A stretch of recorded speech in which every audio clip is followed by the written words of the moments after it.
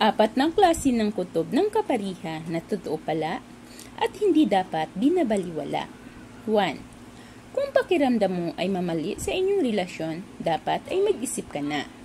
Kung napapansin mong tila hindi umaayon ang inyong pagsasama sa mga nangyayari at sa mga taong sa paligid, maaaring sinyalis ito sa universe na ikaw ay nasa piling ng maling tao at dapat mo na itong tapusin bago pa lumalim at mahirapan ka nang makalabas. 2. Kung pakiramdam mo ay unti-unti nang nanlalamig ang iyong kapariha, kailangan mo na siyang kausapin. Hindi nagsisinungaling ang iyong instinct sa pagkakataong ito. Bago pa ang iyong kutob, may ilang hint ka na ring nakikita o naoobserbahan sa ikinikilos ng iyong kapariha. Bagamat pilit mo itong binawaliwala, ngayon, ang obserbasyong iyon ay unti-unting nakikintal sa iyong subconscious mind. Kaya, ididikta sa iyong isipan na may mali sa mga ikinikilos ng iyong kapariha. Pag-usapan ninyong magkapariha ang sitwasyon.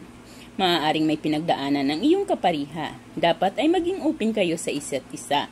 At kung sakali man na matuklasan mo na mayroon na siyang ibang itinatangi, huwag magdalawang isip na ibigay ang kanyang kalayaan sapagkat hindi na siya masaya at the first place.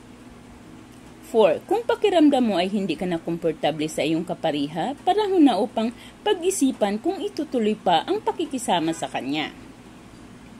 Sa pagmamahal rito, ang pagtitiwala dapat ay komportable kang maging ikaw sa harap ng inyong relasyon.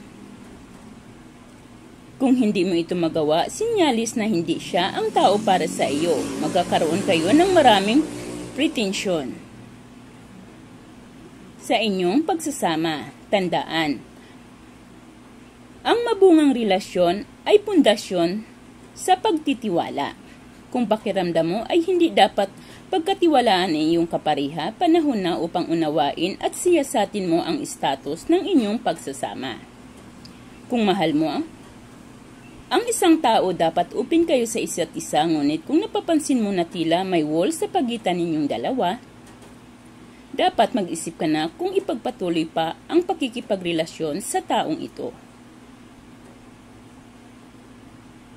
Tiyak na marami siyang lihim at ito ay kasing lalim ng balon. Baka masurpresa ka lang sa bandang huli. Maraming salamat sa panonood. Please like and subscribe.